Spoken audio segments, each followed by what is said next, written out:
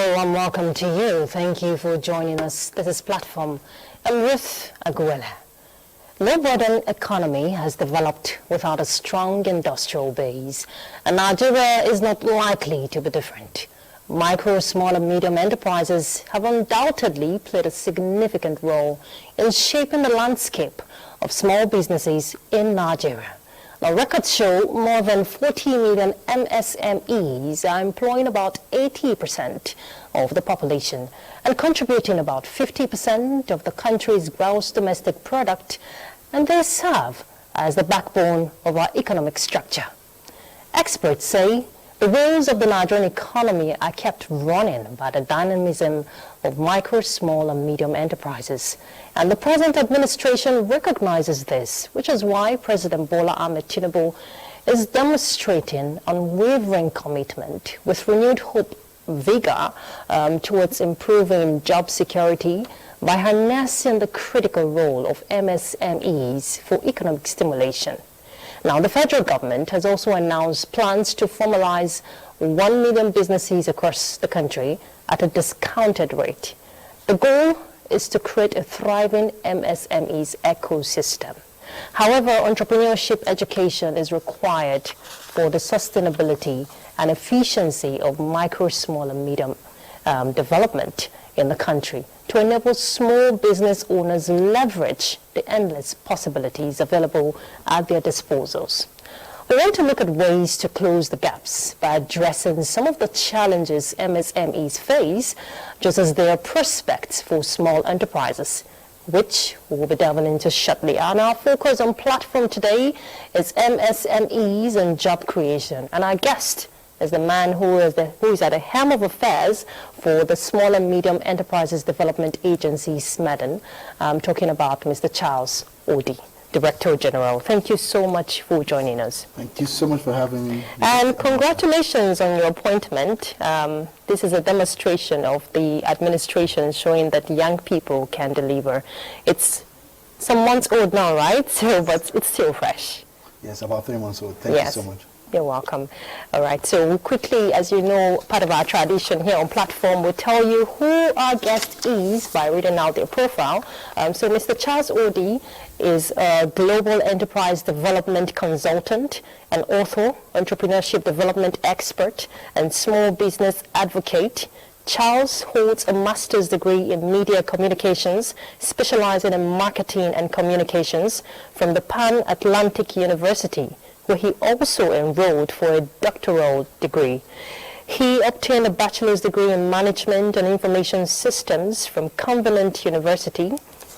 Charles founded SME 100 Africa, that was in 2015, and sits on the Global Advisory Board and has been part of the team that successfully implemented several SME development projects, some of which include 100 Talks, that's a radio and web-based entrepreneurship news platform, the National Small Business Summit, Nigeria's Youth Entrepreneurship Leadership Awards. That's an annual event that recognizes highly innovative entrepreneurs under the age of 25. Charles is an alumnus of the U.S. State Department International Visitor Leadership Program on Global Business Development. He is also a member of the Nigerian Institute of Management, Advertising Practitioners Council of Nigeria, and Nigerian Institute of Public Relations. Charles is a certified business development service provider, a certified Microsoft Enterprise Software Advisor, mentor for the United States Young African Leaders Initiative, and entrepreneurial coach. Well done, Mr. Charles. Well done. All right, our panelist is one of our own business correspondent, Moplank Dakok. Moplank, thank you so much for choosing to be part of Platform today. My pleasure to be here, Ruth. You're welcome. Now, Mr. Wood, on assumption of office, I recall you pledged to eliminate all the barriers inhibiting MSMEs, small businesses in Nigeria. And you actually hit the ground running when you started, based on your background, where you're coming from, because you've been doing your own stuff before now. By the way, highly commendable for that. So now, looking at the picture and being at the helm of affairs at the federal level, this is Nigeria, where we're having more than 200 million population with a lot of young people who are vibrant. Now, if you want to look at the entrepreneurial space in Nigeria, especially for small business holders, what's your perception about it? So if we just take a look at that, again, thank you so much for having me. You're welcome. Boplan and Ruth. Thank you. If we take a look at the MSME landscape in Nigeria, you see that we have approximately 40 million of them, and these 40 million small businesses, like you've said in your introduction, contribute to 50% of our GDP, employing about 60 million people, and also are gladly responsible for many of our industrial jobs. So that statistics itself can just give you a deep dive into what the SME ecosystem in Nigeria is. And then for us at Smedan, well, the new Smedan, one of the things that we're doing is working with data. And so we're using data to make informed decisions as to what it is that the problems are and what problems we need to be solving. Also, if you take a panoramic swoop of that data, it also shows you that, you know, our manufacturing output is low, as well as our exports is quite low. So what we're doing is actively looking to address those problems head on, and then also making sure that all small businesses need to start, run, and thrive in their enterprises in Nigeria, are all taken care of with the Small and Medium Enterprise Development Agency of Nigeria. Yeah, I like the fact you mentioned the manufacturing space is low, but if I recall, at the launch or rather commissioning of the headquarters of Smedan, there are sections, hubs, you know, for small businesses to thrive, more like training sections there, from what we gathered from the reports. What is the whole motive behind that? Now, you are here new, and you're bringing the young vibrancy into the system, and you're an entrepreneur, so you understand how it works. Now, if you want to, I'm glad you said you're already collating data, which is very important, so you're streamlined. But let's look at, you know, some of the challenges you've already mapped out that you want to tackle headlong. Okay. So when we on resumption of office, we had data that shows that we lost about 2 million small businesses. So ideally, the statistics are about 41 million. So we lost approximately 3 million, so it's about 39 million. Even though one of the things that we want to begin to do is organize our data. We say we have 40 million approximately small businesses. Where are these small businesses? Where do they reside? What do they do? What pain point are they faced with? When we have this data, then we can start to make concerted interventions for the small businesses across Nigeria. But so if you spool that data, it also shows you that there are factors why we lost these businesses, and they border on global competitiveness, environmental factor, fraud, ease of doing business, and it's like, so what we've begun to do is address these things head on. So in terms of environmental factors like floods, we've launched a climate and green energy desk at Smedan, and what we're doing is we're training small businesses on solar and renewable energy, but also helping them to think about sustainability. We want them to start to conserve power. We want them to start to think about the planet while they carry out their business activities. In terms of things like ease of doing business, one of the things that we did was, we took this information to the presidency, and again, I thank His Excellency, the President of the Federal Republic of Nigeria, for not paying lip service to this. If we say small businesses are the engine room of any serious economy, then we need to give them the support that they need. So we went to the presidency, and His Excellency, the Vice President of the Federal Republic of Nigeria, launched the National Council of MSMEs. Yes. So this National Council of SMEs, which was launched on the 1st of December 2023, has one job: to ease doing business across Nigeria. Yeah. So at the national level, the Vice President is the chairperson. I'm the Secretary of the National Council of SMEs, but cascading to the different states, the state governors are the chairpersons of this National Council of SMEs, and Smedan offices across Nigeria are the secretariat. What we want to do is set up one-stop shops. So we have in those secretariats and at the state levels, different other parastatals. So we have the Standard Organization of Nigeria, we have NAFDAC, we have NEPC, we have CAC. So anyone who wants to get any information as to how to start a business and how to scale a business can get that information from all of our offices. And then this also helps to reduce the pains that many of these small businesses have. Yeah. That council is also going to advocate for many of those issues. And we've been getting many of them already, double taxation, closure of some of the markets across the different states, because these are also contributed to the high mortality rates of these small businesses. So what we're doing is tackling some of these things head on, making sure that it's easy for anyone to start a business, making sure that it's easy for anyone to get any information that you need to scale a business and to grow your enterprises across Nigeria. Why are we doing this? We're doing this because we're also genuinely interested in these small businesses, because we think that with the right amount of guidance, the right amount of resources, the right amount of opportunities, and the right amount of workforce support, anybody can start a business and scale and run their business comfortably across all the states in Nigeria. And so we're also appealing to the state governors to, in their different states, create this council of SMEs. Special thanks to the Sokoto state governor and the other governors that are, towing that part, to make sure that we can continue to have this council that's supporting small business growth and development across Nigeria. Okay, very impressive. Miplan, I'm sure you want to pick up. Yes, you talked about data, that you're already making available data. Well, let's talk about artificial intelligence. At the just concluded World Economic Forum, AI was top on the agenda. How do you see it, taking effect in Nigeria, considering that we have so many challenges, electricity, internet, we're not yet there, and so many other factors. Are we already making plans to key in fully? 100%. One of the things that we started to do is to train our small businesses on artificial intelligence. We think that many of the things that they go through, many of the things that they are focused on in their business can be solved with artificial intelligence. So we're training them, and then I can assure you that in the next few years we can see a high adoption of artificial intelligence. If you look at all the small businesses that exist in Nigeria, 50% of them already are adopting digital tools. About 40% of them are using digital payments to affect businesses. And it's the same thing we'd like to see with artificial intelligence. This is why we started to train them, and we're hoping that, as we continue to do this with education and information, they can latch onto this and then use it to better run businesses that can help to address a lot of problems they're supposed to solve. But what type of, or who are the people who benefit from these trainings you're talking about? Because many youths out there think that they have to be connected somewhere. Somewhere. They have to know somebody who knows somebody that knows somebody to be able to, participate or, even enjoy some of those trainings. What are they selected? Yes.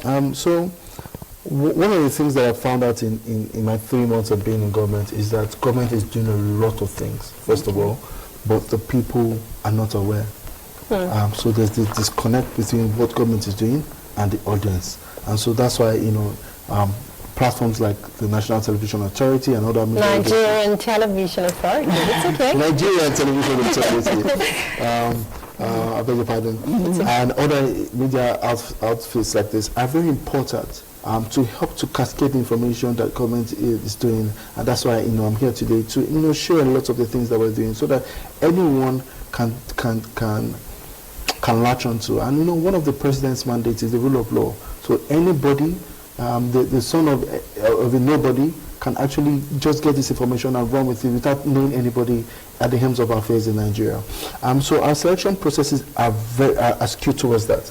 We have our platform where we put on the internet, and anyone without knowing anyone can just go there and apply.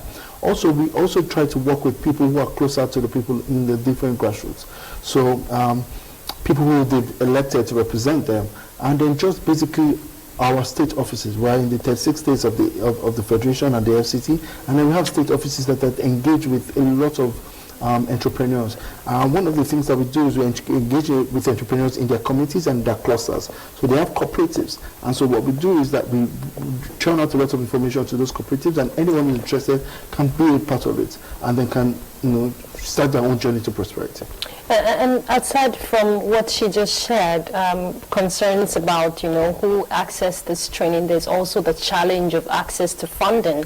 I know Sweden is ready to fund MSMEs of 1 million, about 1 million thereabout. And not too long, just at the tail end of last year, the conditional grant scheme was also launched. Now, these are really quite good initiatives that will help a lot of small businesses to thrive. But having access to this credit facility is the gap we're talking about here. So what are you going to do differently? Because a lot of these small business owners need this money to fund their businesses. So again, I thank His Excellency the President for, all the interventions he's made towards small businesses in the country.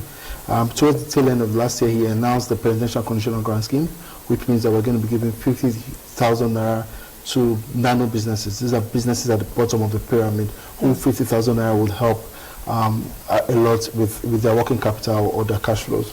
And then also, he had announced that small and medium businesses can access loans from a little as 250,000 to $1 million, and then the bigger enterprises can get $1 billion at a single-digit interest rate. Now, we understand that capital in Nigeria is very expensive, and also capital in Nigeria is very scarce. And so I say to small businesses, anywhere you see capital, go for it. But again, you have to be very careful so that capital doesn't drown. So what we've done is we've signed a loan portfolio in addition to what the President has earmarked for small businesses across the 36 states of the Federation and the FCT. We've signed a loan portfolio of 5 billion naira. At this 5 billion naira, anyone in any subsector can access these funds at a single-digit interest rate and at zero collateral. So before now, it's harder for a camel to pass through the eye of a needle for a small business to access capital from the banks. When they want to access capital, they tell them to get landed properties, which many of them do not have anyways. They tell them to get senior people in civil service as guarantors, which many of them do not know anyways. So what we're doing is we are democratizing that. We want anyone to have access to this fund. And then so that's why that loan portfolio is being signed. And so anyone from all the 36 states can apply for it in any subsector. Where do they apply for it? So they can go to our website, www.smedan.gov.ng/sterling, Smedan Sterling. Just click on it, and then they can just put in their subset of data. As soon as they put that in, they can almost immediately expect to get a message from us. Because one of the things that we want to do is make sure that we meticulously apply this funding. And we're doing it in 3 phases. So we have a wait list, and I think about approximately 200,000 young entrepreneurs, women, and seasoned entrepreneurs have applied for this. And so what we're doing is we're now categorizing that data, after which we're going to go through the disbursement and training phase. One of the things we don't want to do is just to give you money. We want to make sure that the money we give you will be meticulously used for what it is that you want it to be used for. And then afterwards, we start monitoring and evaluation phase. Why are we doing this? We're doing this because we want to be able to use data to make informed decisions. So when we look at this kind of data, we can see the subsector in Nigeria that actually needs this funding. And so what we can then do is then, excluding giving them this kind of funding, now set up intervention programs that can help them based on the needs assessment that we'll run.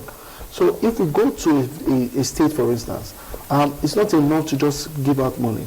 When we get the people who are interested in the money, we want to make sure that we understand who they are.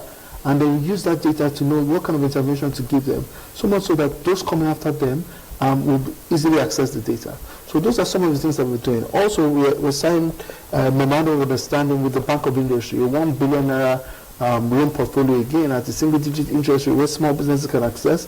And then I think the other state governors who are also thinking about small businesses as the engine of their states. And so we've signed a memorandum of understanding with the former governor of Central Bank, Professor Chukwuma Soludo, in Anambra, for small businesses in Anambra to access this fund, to start businesses, to grow their businesses and scale their businesses.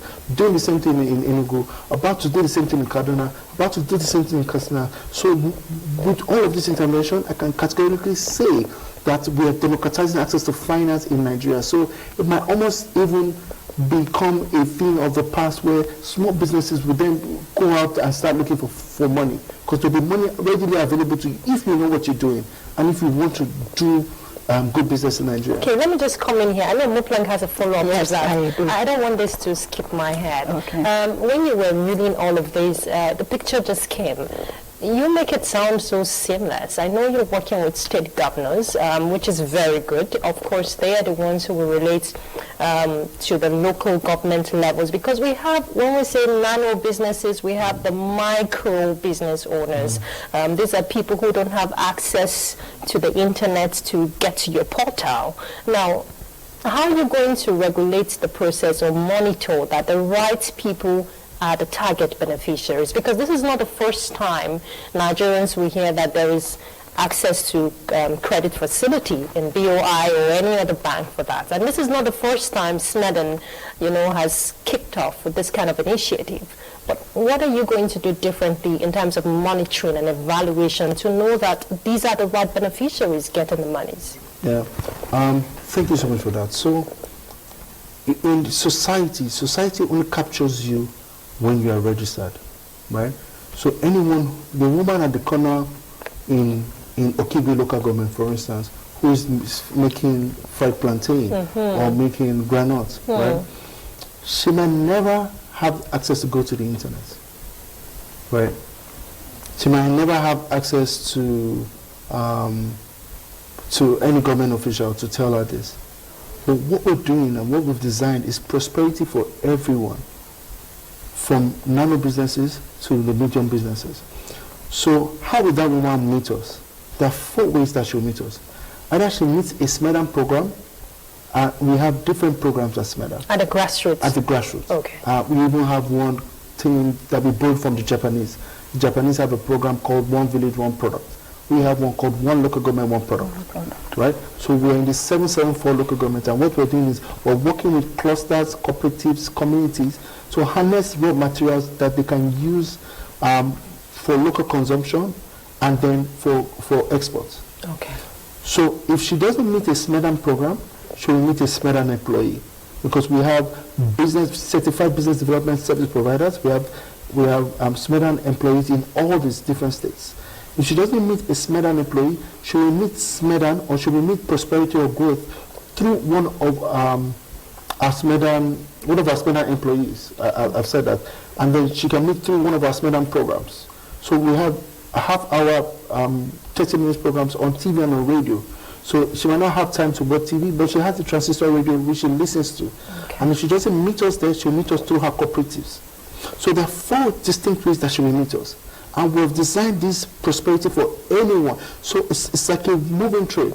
So as soon as you meet us, we can show you clearly how you can grow as a small nano business to a micro business, from a micro business to a small business, from a small business to a medium business. So we've designed this clearly.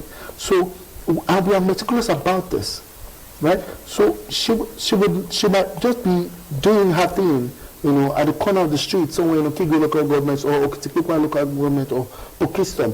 What happens is that she will meet prosperity, and if she takes advantage of the information, she will grow. Indeed. The information might just be for her to submit the name of a business, an NIN, and she doesn't even need to have a bank account. We just need to know that she's a registered entity, a registered person in society. And as we get that information, then almost immediately she can start to get financing for growth. Okay. Yes, so I was going to ask you a follow-up to what we're talking about, the issue of access to finance.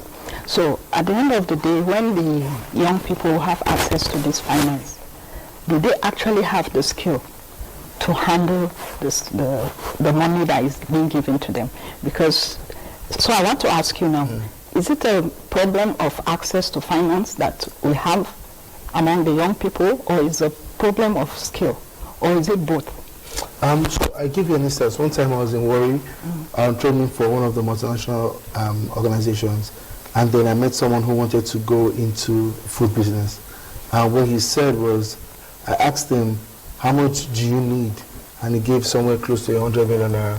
100 million. 100 million to start. Wow. And then I asked him, who is his target market? He said, well, there are over 200 million Nigerians in Nigeria. Everybody will eat food.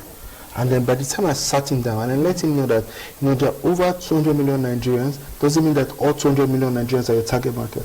And I sat him down and explained to him how he can then get his target market and what he needs to start. By the time we're done with him, what he needed to start was somewhere less than 100 million. So, answering your question in short, when we get these people who have the need for financing, one of the things that we also do is to train them. And when we train them, we then disburse. And our training are in two bits.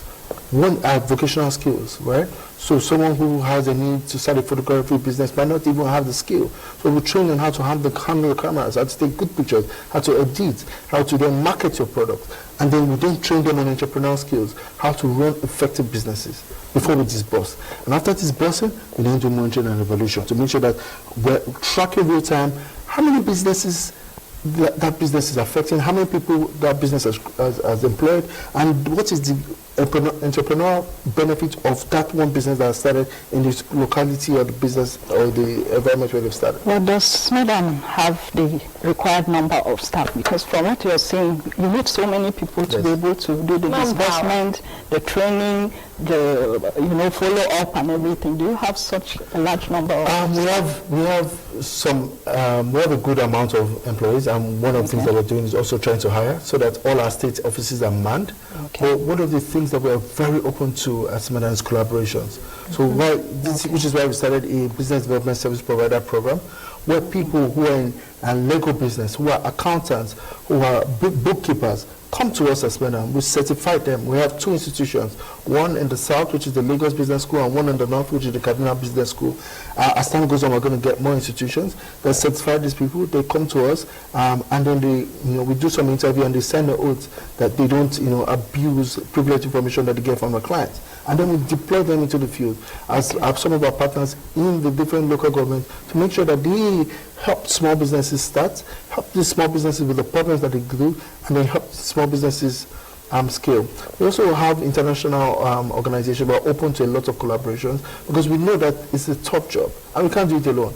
And we're not oblivious of the fact that we can't do it alone. So we're open to collaborations and we're open to partnerships, and that's how we're going to run this weather. Okay, and in line with the training aspect you just spoke about, what about the provision? Are there provisions rather for legal structure, how to handle taxation, and also intellectual property, which we get to see a lot of business owners, small business owners, fall into that trap because they don't understand or they don't know, they don't have the know-how on how these things work. Is there provision for training in that aspect? Because you're doing something that is your identity. How are you protecting your intellectual property? Thank you so much.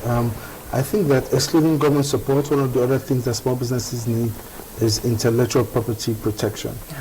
So in our trainings, we also train on that as well. And then with our business development service providers, we have some legal practitioners who train on this.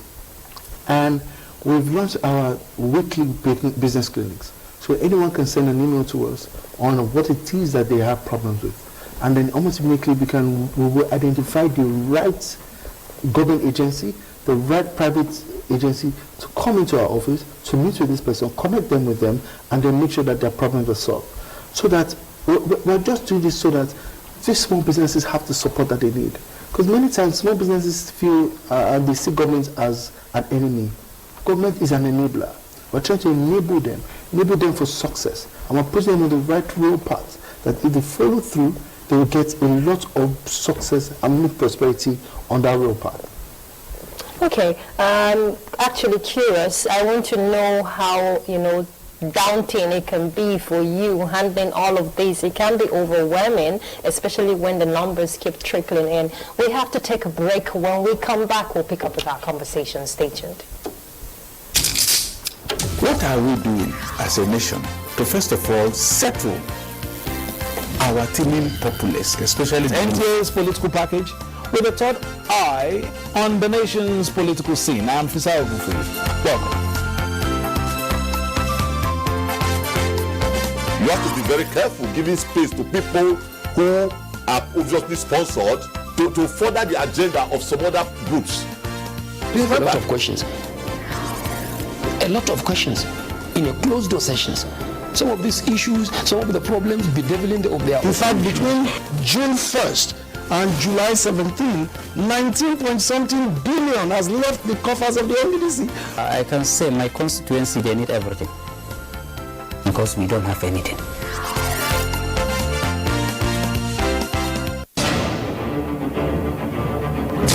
A method for digital literacy is a bot that you can use, you can interact to learn more about digital literacy.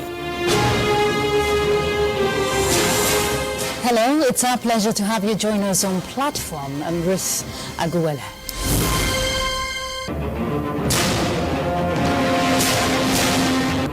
What is the yardstick for measuring everybody's moral integrity? It's critical at this point in time. How daunting has that been for the Institute in getting them abreast with all the legislative procedures? The fact remains that one training workshop is not enough.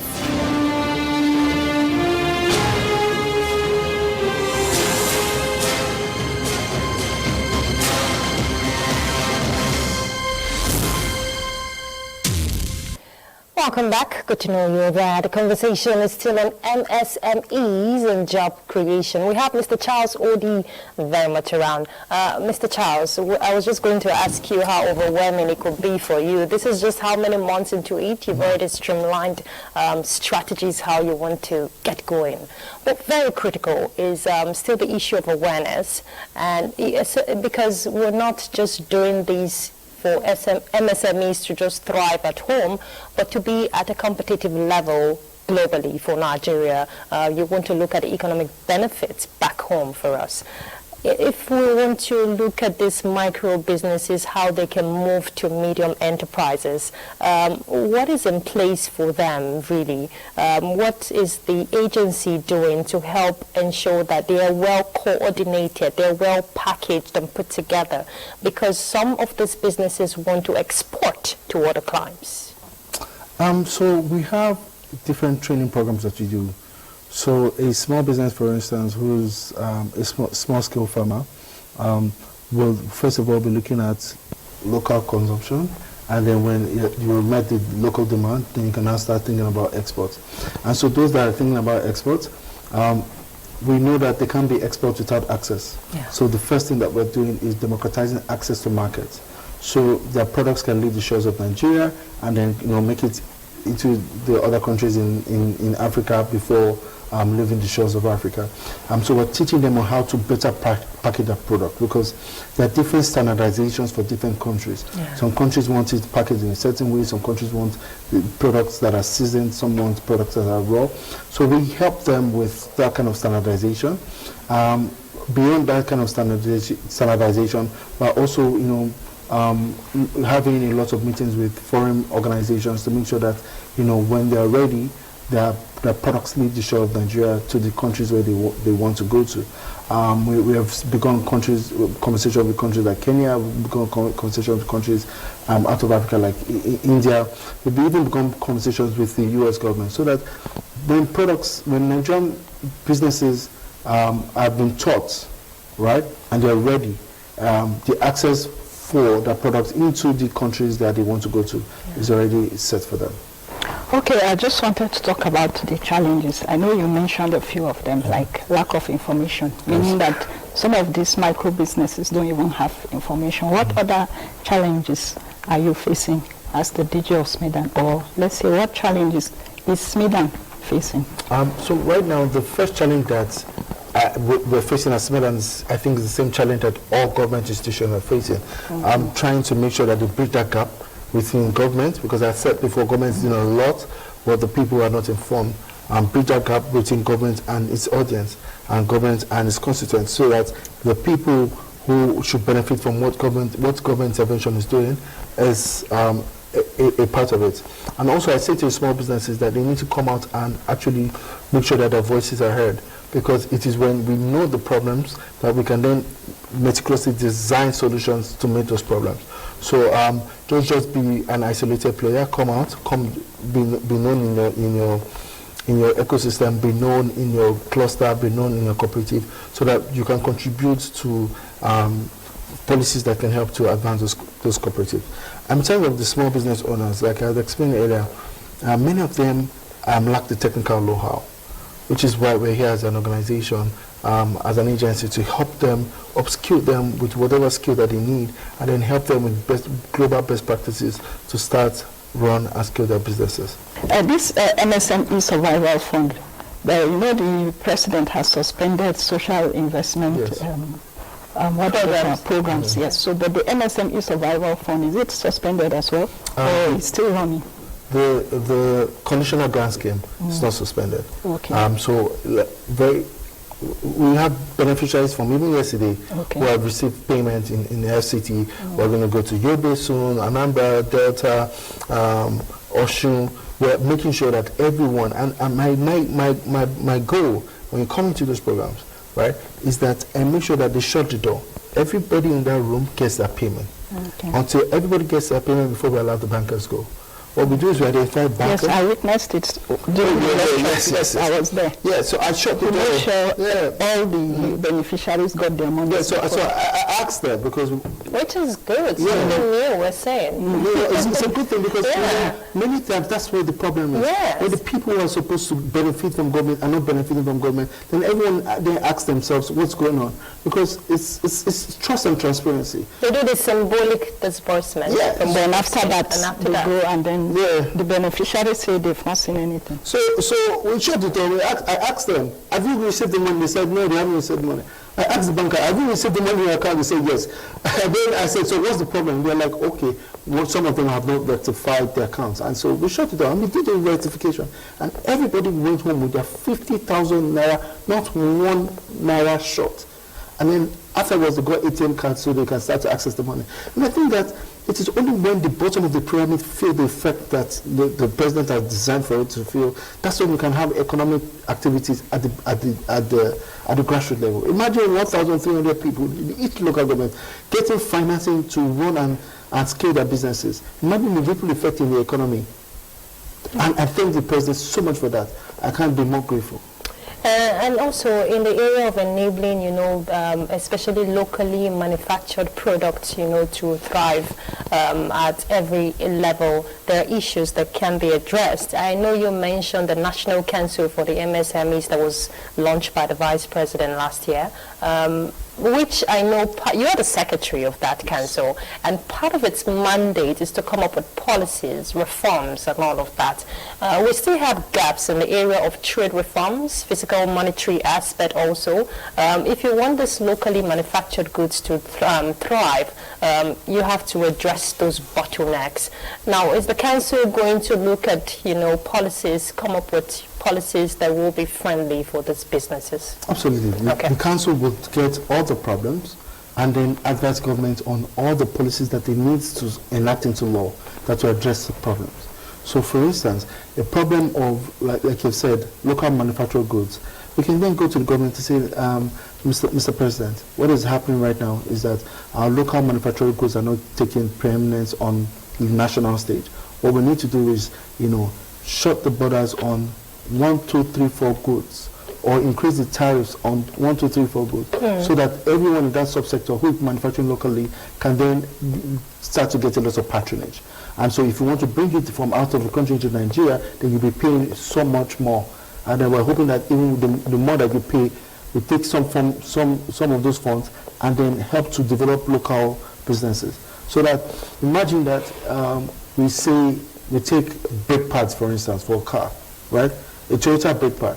We have local manufacturers that are making Toyota brake pads, right? And then you keep importing the Toyota brake pads. Then the local manufacturers' businesses will suffer. So what we can then do in that instance is go to Mr. President and say, Mr. President, please, these local brake pads are 4,000 naira. The ones that are coming to Nigeria is about 4,000 naira. Let's just increase the price for the imported ones, right? Increase the price for the imported ones to like 20,000 naira. And so what then happens is that people will be forced to use the local brake pads. And so out of that 20,000 naira, we can then say, Mr. President, please give us 20% of that money, 4,000 naira from that money, to help to develop the economy, help to develop the subsectors of those making local brake pads. So what we're doing is, one, we're driving patronage and increased patronage for the local brake pads manufacturers in Nigeria, and also we have money to help develop the subsector, so that in the long run, you won't even have to look out to import. if we can do it locally, it will be to the global best standard, and then it will fit for the purpose that it was designed for. That aside, there are other goods. I know we have a lot of great innovators in Nigeria, inventors, in terms of standard, quality, which cannot be compromised. Are you putting a check to that while you're helping these businesses grow? Yes. So I know you talked earlier, you're collaborating with SON, yes, NAFDAC, and the rest of them. So SON helps with standardization, NAFDAC and SLICE helps with those kind of regulations. But what we're also doing is that in our trainings, we're training for global best practices, so that by the time that you go and you manufacture the product, you don't have any issues getting standardization from SON or getting NAFDAC approval. In those cases where it is a factor of funds, what we're also doing is already talking to these agencies on standardization and on regulations, so you see how we can help reduce the prices, but more importantly, see how we can help speed up the process for regulation, so that we don't have small businesses who get discouraged. And I give you an instance: if it takes 1 year for you to get a NAFDAC number as a small business owner, you can get discouraged. Yeah. So one of the things we want to do is also help to speed up that. Also with regulation, with formalizing your business with the CAC, just making sure that the process is sped up, so that the time that you spend with those regulators is very, very small, and then you can continue to focus on the product and focus on the business that you're doing. So that's why you see that we're going out, shaking hands with MEPC, shaking hands with CAC, shaking hands with NAFDAC, just so that we can help our small businesses with the government regulatory part. Because we don't want government to be a blocker as well. We want to take out government regulation as a blocker, so that small businesses can have the ease of doing business across Nigeria. I remember Moplang, the report you did when they commissioned the Smeden headquarters. Yeah. There was one of the ladies who complained about late certification from NAFTA. Yes, that's true. I remember. Go ahead. But I want to talk about something else, just to take us a bit out. Looking at the MSMEs week coming up in June. I understand you are already making plans towards celebration of the week. What are the plans? So, because space will be limited, one of the things that we want to do is showcase the best out of Nigeria. When you say space will be limited, where? Because what we would have loved to do was showcase all the products in all the Samsung for local government. Here in Abuja, yes, in the headquarters. In the headquarters. Okay. So what we do is digitally, all the products in the clusters and the communities will showcase, but it would be nice to have from Abuja to Zamfara in a fiscal room where the best product. So instead of going one local government, one product, we can go one state, one product. So we can get the governors to sponsor the products that they would like to see exported. And then we have, if possible, His Excellency the President come to inspect the products from SMEs across Nigeria. And then those products, we think that will make their shares out of Nigeria into Africa and the global world. Okay, so because of the lack of space, what are you going to do? Because of the lack of space, we're going to go digital. So if you're looking, for instance, we have something called Smeden Select. So if you're looking for sesame seeds, for instance, you just type sesame seeds. All the states and all the local governments where you can find sesame seeds online will be there available for you. But if sesame seeds is the product that the Niger state government wants to put forward, we'll get those ones to come physically to be inspected and then help to not just be beyond the inspection, help to harness sesame seeds to be exported out of Nigeria. I know you're technology inclined based on your background and where you're coming from. Are you also leveraging the cyberspace? Because we have a lot of businesses that thrive online. Some people don't have a shop, but their business is online. So are you also harnessing that aspect of businesses? So I say to businesses that they should leverage technology not for the sake of it, but because they need to. But we look at scale. We have about 40 million small businesses in Nigeria. We can't scale without technology. So many of our programs will now even be leveraging technology. Yeah. Because if you take this studio, for instance, even if we fit people like sardine, the amount of people that can fit this studio, maybe like 1,000 or 2,000, or the studio is very big. But imagine that with the click of a mouse, we can be speaking to 10,000 people online. So if we want scale, it's only technology that can drive that kind of scale, and that we are very confident about that. And so that's why we're looking in that direction to scale any business. We're also, helping with, that scale as an agency, but scale as a small business as well. If they want to scale, they have to leverage technology. And leverage technology for most of the things that they do. Leverage technology for bookkeeping, leverage technology for legal services, leverage technology for human resource management. Just leverage technology, because it's only with that we can, see a measurable amount of scale. Mr. Odi, very important, eligibility of this targeted beneficiaries. I know a lot of young people who will hear you speak today will be excited. Oh, there's something fresh and new for us. But really, you don't want your website overclouded or overwhelmed, and you don't want to have numbers of people who don't understand what it takes, to be part of this or be a participant. Now, what is the eligibility? Like, what is the criteria? Is it every person who just have a business idea, or really, what is the target? Yes, so for nano businesses, these are businesses that are doing, to be very magnanimous, less than $1 million naira per month, right? These are businesses that their turnover in a month will be less than 50,000, 100,000. So imagine that it gets 50% injection into their business on what their working capital is. It will help with the transformation of the business. So what we're looking for in terms of the conditional grant scheme, we're looking for those businesses at the bottom of the pyramid. And eligibility for anyone is the national identity system. Yeah. So you must have a national identity number, which is the NIN. And it's only with that number that we can help to track.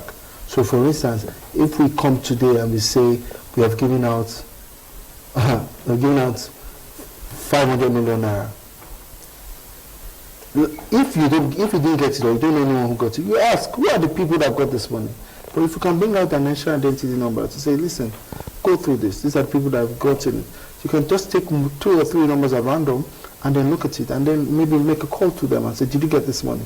So that's the way that we can actually even help for transparency and to help for monitoring and evaluation. If you see every Nigerian, they may not have BVNs, but they should have national identity number. That's the only way that we can see that you are actually a Nigerian. Remember I said earlier that society does not know you unless you are registered. Exactly. Somebody can be existing right here. If the person doesn't have NIN, doesn't have BVN, doesn't have a passport, doesn't have anything, society does not recognize that person. But the person might not need a passport if they don't need to travel. The person might not need a BVN if they don't need to transact with the bank. But they need to have an NIN number. So the common denominator is NIN. So if you have an NIN number, that's the lowest eligibility to get it. Very quickly, Mr. Odi, before I ask you another final question, are you comfortable or confident with the funding SMEDEN is getting? Or are you looking out for more funding? You talked about partners from the international community and all of that. So because the way you're outlining your programs, you sound so comfortable and confident with the funds available. No. So we need more funds. Okay. We need more funds. And I'll tell you what we need the funds for. Okay. SMEDEN has 23 industrial development centers, right? Yeah. When it was created in 2003, we handed over these industrial development centers. If you visit the industrial development centers, not a lot is going on there. So we need to revamp those industrial development centers. I visited the one in Benue a few last week with His Excellency the Vice President. A lot of work and remodeling is happening there, and then by the time we're done, we can start to address a lot of problems. Yeah. We need to revitalize those industrial development centers. We need to get more funds to lend to small businesses, and we need funds to develop other programs in terms of getting small businesses to have long-term financing. All right.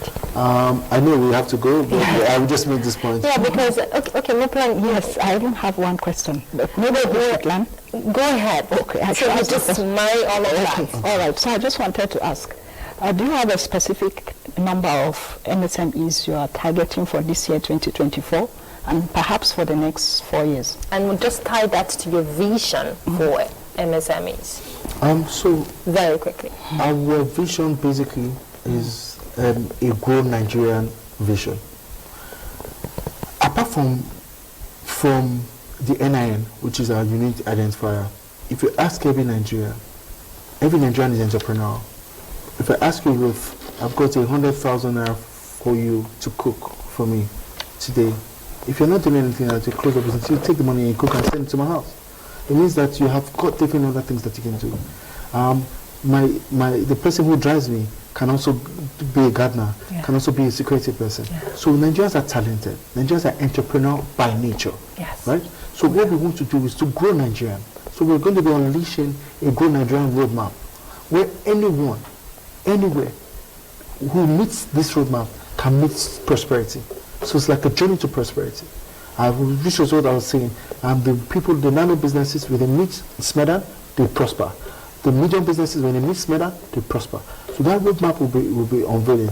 And so Grow Nigerian will then metamorphose to different other things, like Eat Nigerian, for our food and agricultural businesses.